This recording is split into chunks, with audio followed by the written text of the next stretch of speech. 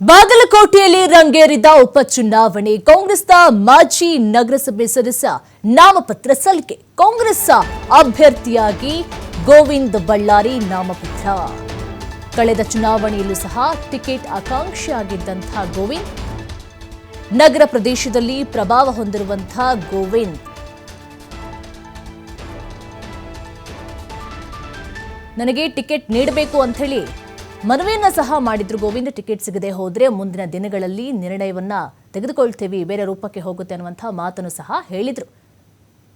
Ticket ಆಕಾಂಕ್ಷಿ ಆಗಿರುವಂತಹ ಗೋವಿಂದ ಬಳ್ಳಾರಿ ಸಾಕಷ್ಟು ಕುತೂಹಲವನ್ನ ಸಹ ಹುಟ್ಟು ಹಾಕ್ತಾ ಇರುವಂಥದ್ದು. ಬಾಗಲಕೋಟೆ ಕ್ಷೇತ್ರದಲ್ಲಿ ಬಿಜೆಪಿ ವೀರಣ್ಣ ಚರಂತಿಮಠ್ ಅವರಿಗೆ ಟಿಕೆಟ್ ಅನ್ನು ಸಹ ಕೊಟ್ಟಾಗಿದೆ. ಲಿಂಗಾಯತ ಸಮುದಾಯದ ಪ್ರಭಾವಿ ನಾಯಕನಾಗಿರುವಂತಹ ಚರಂತಿಮಠ್ ಅವರನ್ನ ಮತ್ತೆ ಕಣಕ್ಕಿಳಿಸುವಂತಹ ಮೂಲಕ ಬಿಜೆಪಿ ಸಮುದಾಯ ಆಧಾರಿತ ಮತಗಳನ್ನು ಸೆಳೆಯುವಂತಹ ತಂತ್ರವನ್ನು ಸಹ ರೂಪಣೆ ಮಾಡಿರುವಂಥದ್ದು. ಮಾಜಿ ಶಾಸಕ HY ಮೇಟಿ ಅವರ ನಿಧನದ ಹಿನ್ನೆಲೆ ಉಪಚುನಾವಣೆ ಘೋಷಣೆಯಾಗಿದ್ದು, ಕಾಂಗ್ರೆಸ್ ಒಳಗೆ ಗೊಂದಲದ ನಡುವೆ ಬಿಜೆಪಿ ಮೊದಲ ಹೆಜ್ಜೆಯನ್ನ ಇಟ್ಟಿರುವಂಥದ್ದು. ಈಗ ಇವರು ಸಹ ಟಿಕೆಟ್ ಆಕಾಂಕ್ಷಿಯಾಗಿದ್ದಾರೆ. ಗೋವಿಂದ ಬಳ್ಳಾರಿ ನನಗೆ ಟಿಕೆಟ್ ನೀಡಲೇಬೇಕು ಅಂತ ಹೇಳಿ ಮನವಿಯನ್ನ ಸಹ ಮಾಡಿದ್ರು. ಅಕಸ್ಮಾತ್ ಟಿಕೆಟ್ ಸಿಗದೆ ಹೋದ್ರೆ ಮುಂದಿನ ದಿನಗಳಲ್ಲಿ ನಿರ್ಣಯವನ್ನ ತೆಗೆದುಕೊಳ್ತೇವೆ ಅನ್ನುವಂತಹ ಮಾತನ್ನು ಸಹ ಹೇಳ್ತಾ ಇದ್ರು.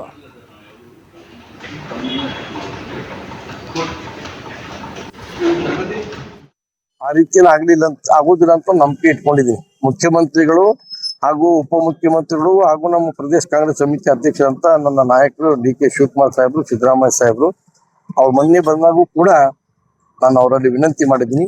ಮತ್ತು ಸನ್ಮಾನ್ಯ ಜಿಲ್ಲಾಧ್ಯಕ್ಷರಂತ ನಂಜೇಮಠ ಸಾಹೇಬರಿಗೆ, ನಮ್ಮ ಉಸ್ತುವಾರಿ ಕಾರ್ಯದರ್ಶಿ AICC ಗೋಪಿನಾಥ್ ಪಳನಿಯಪ್ಪರು ಕೂಡ ನಾನು ಮನವಿ ಪತ್ರ ಸಲ್ಲಿಸಿದ್ದೀನಿ. ಮನವಿ ಪತ್ರ ಕೊಟ್ಟಿರ್ತಕ್ಕಂಥ ನಾನೇ ಕಾಂಗ್ರೆಸ್ ಪಕ್ಷದ ತತ್ವ ಸಿದ್ಧಾಂತದ ಅಡಿಯೊಳಗಡೆ ಮನವಿ ಪತ್ರ ಕೊಟ್ಟಿದ್ದೀನಿ. ಆ ಪತ್ರನ ಪರಿಗಣಿಸಿ ನನಗೆ ಟಿಕೆಟ್ ಕೊಡ್ತಾ ಅಂತ ನಂಬಿಕೆ ಇಟ್ಕೊಂಡು ಇವತ್ತಿಗೂ ಎಲ್ಲ ಮಾಧ್ಯಮ ಸ್ನೇಹಿತರೆ ಒಂದು ವಿನಂತಿ ಮಾಡ್ತೀನಿ.